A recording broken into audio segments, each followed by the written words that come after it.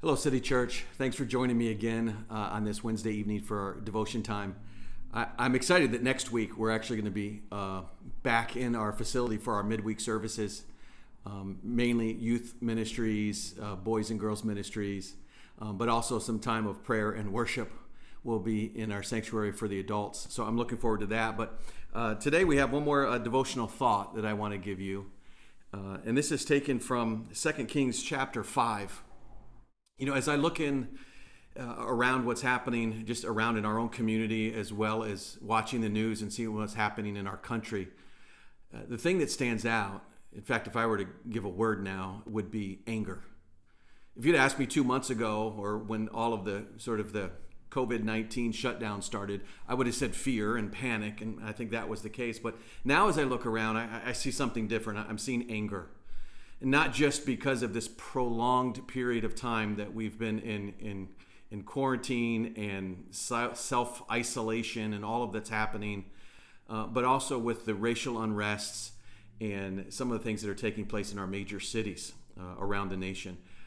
I watch the news and I see the faces of angry people. And it's a destructive emotion, especially when it's out of control. I do believe there's something called righteous indignation, that we should be angry at certain things. The Bible says that we can be angry and not sin, but that's not what I'm referring to when I say anger. I'm talking about just angry at people, angry at life, angry at the situation around us, and responding in that anger in rage. And we're seeing the destruction that's being caused from it, not just of material property, but also in loss of life. And so my thoughts were drawn back to 2 Kings chapter 5. It's a story that many of you are familiar with. It's a story of a man named Naaman. Naaman was the commander of the king's armies. Naaman was a respected man, an admired man. It says highly regarded by the king, by the people, a victorious commander, a man of great integrity, a valiant soldier, but he had leprosy. That's really interesting, those first two verses, or the first verse actually, in chapter 5. It reads like this: Now Naaman was the commander of the army of the king of Aram.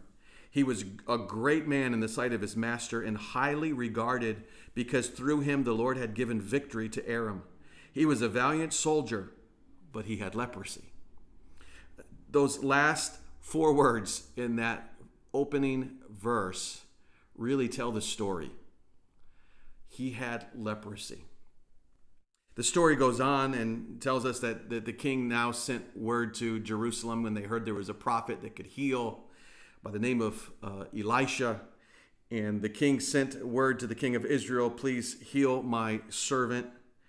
And Elisha then responds by sending a note back to Naaman, saying, Naaman, go and dip yourself 7 times in the Jordan River.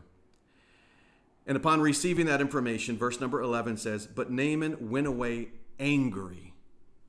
Naaman was angry. I can't help but think that Naaman's anger started because of his leprosy. Something didn't work out right in his life. He was born maybe with a disadvantage. Or maybe he was in an environment, in a situation that he didn't ask for, that he didn't do anything to deserve, but nevertheless, there he was, a man with leprosy. And I think there's a lot of people that are angry today, and some of it is because they were born into a situation where they were disadvantaged, an environment or a climate that was unkind, unfriendly, maybe being bullied in school, maybe being born with a physical handicap. Maybe born to a family of very minimal means, or not having a father around, or not having a mother that loved you and that cared for you. I mean, there's so many stories like that. And so many people from a very early age are angry because of what they were born into. Now, it doesn't tell us that he had leprosy from a young age, that he was born with leprosy, because that's probably not the case. He probably contracted leprosy later on, but he didn't ask for it. He didn't want it, and he probably felt like he didn't deserve it.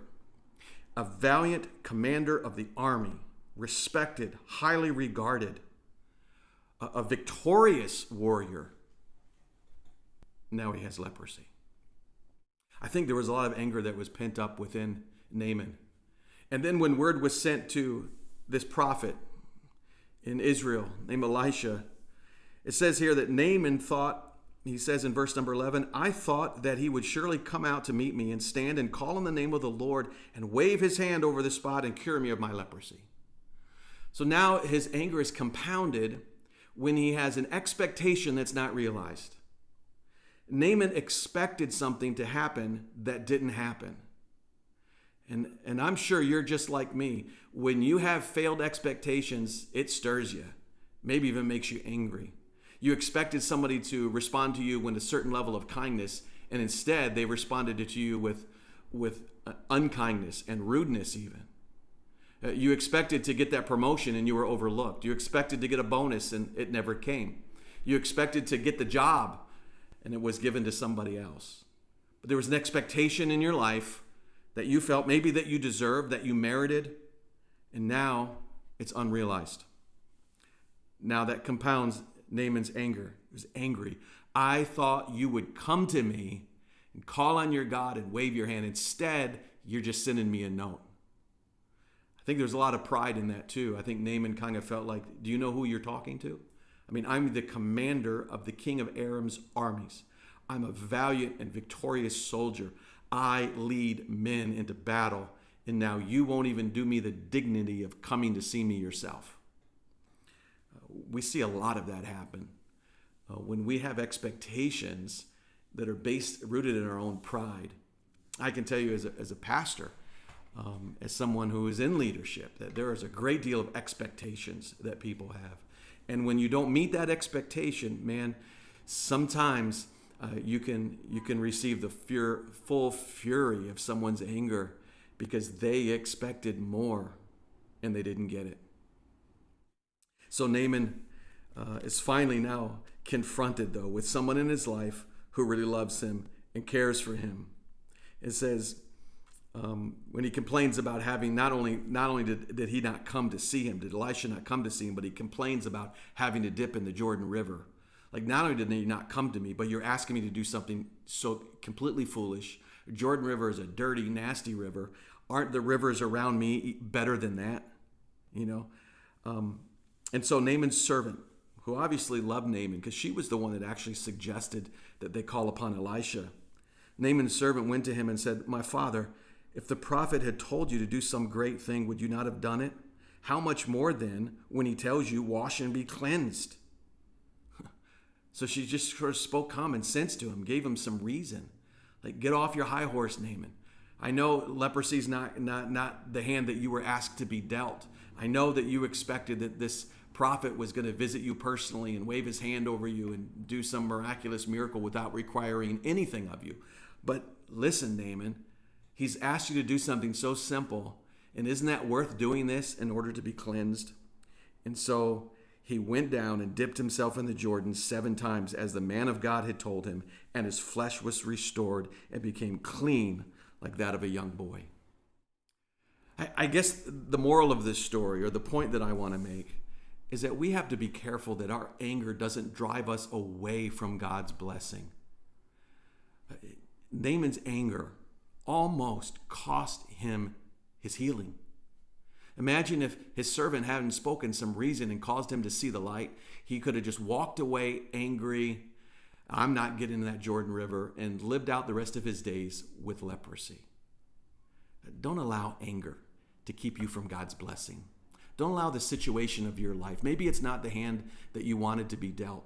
Maybe you're not living in the perfect utopia that you think that you deserve to live in. Maybe there's a little bit of pride that's going on in your life, that your expectations that other people should treat you differently, but they're not. Let that go and just lean upon God. There's another principle that Jesus teaches us actually in the New Testament. It's a principle of sowing and reaping. It's a spiritual principle, but it's also an earthly principle. We reap what we sow, and we will reap not just to the measure of our sowing, but I believe we reap many-fold over our sowing. In other words, if you reap, you will sow, or if you sow, rather, you will reap tenfold what what you've sowed. So if you're sowing anger, you're going to reap anger tenfold in your life. It's going to come back to you.